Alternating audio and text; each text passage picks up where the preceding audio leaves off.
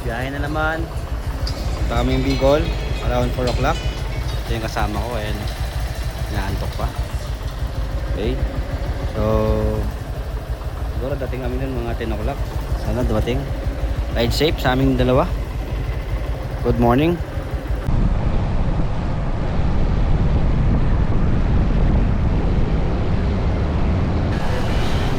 Ayan, so kalampas lang namin ng Chaong dyan. Partan na kami ng Sariaya. Medyo mabilis yung biyahe namin. Gawa ng walang masyadong traffic, walang bumabiyahe. October 27 kasi yan. Kaya ang luwag ng kalsada. So mabilis lang yung biyahe namin. Maganda rin yung kalsada. So iwang natin sa mga darating na sa dulo. Dahil alam kong napakarami, napakalubak ng kalsada.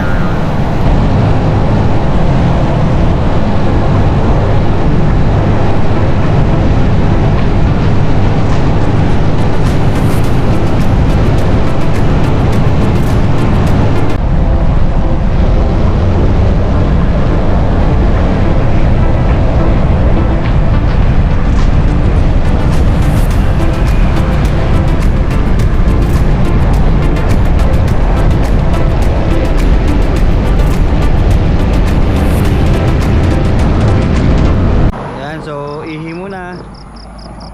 Time check.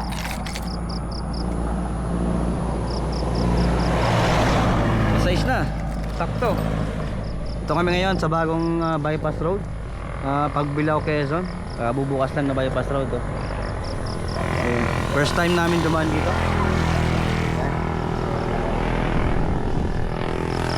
Duro yan biyahe. Mamaya na kami kakain. Okay, andito na kami ngayon sa Timonan. Bakit na kami ng bitukang manok. So, dire-diretso lang ang takbo namin dyan.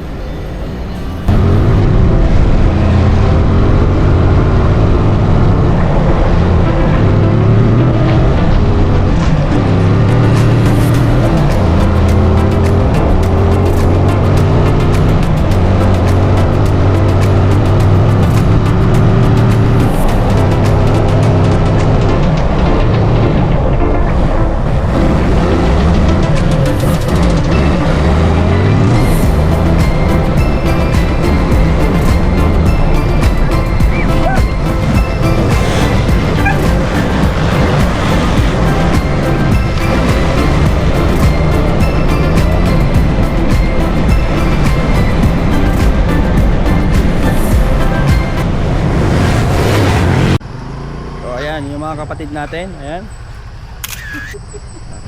Ngayon ulit tayo nagkita-kita after a long day. Yan ba? 6 na buwan, 6 months, kita tayo ulit. Ano yan? Ayan, so pakita ko lang sa inyo kung yung view dito sa Bitukang Manok. Ayan, ang ganda oh. Yung mga biker din para talaga dito umakin. Titibay ng mga kunat ng tuhod ng mga to.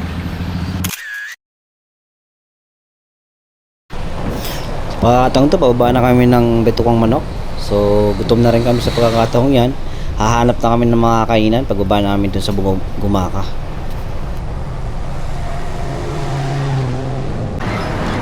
Alright, kain muna. Kami sa Gumaka. Ganda ng view. Kakain ka dito, tapos ganyan yung view mo, diba? Na kain muna tayo. Ayan, so matapos nga namin kumain, dumaan na kami sa bypass road ng Gumaka.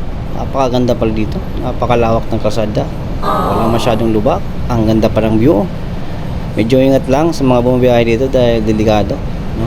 Ang daming kasabay na truck dito at saka bangin yung huhulugan pag nagkataon.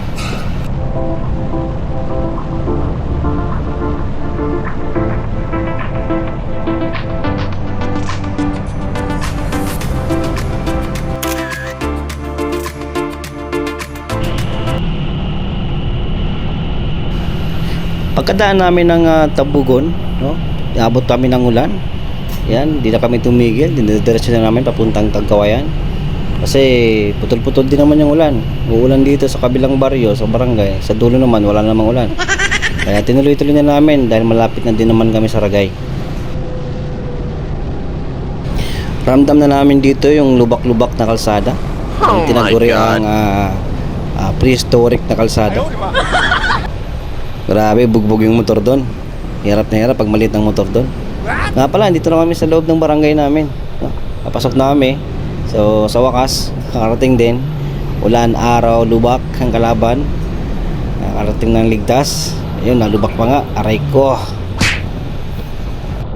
Ayan, hinahanap ko yung bahay ng nanay ko dito. Hindi ko alam kung saan siya nakatira. Naglilipat kasi siya ng bahay eh. Saan ka na ba? Okay, update. Dito na kami sa Ragay. Sa oras. Ayan. So, oras natin is 11:06. So, almost 7 hours ang biyahe. Kasama na yung mga pakikipag-meet sa mga unggoy. Ayan. Pahinga muna.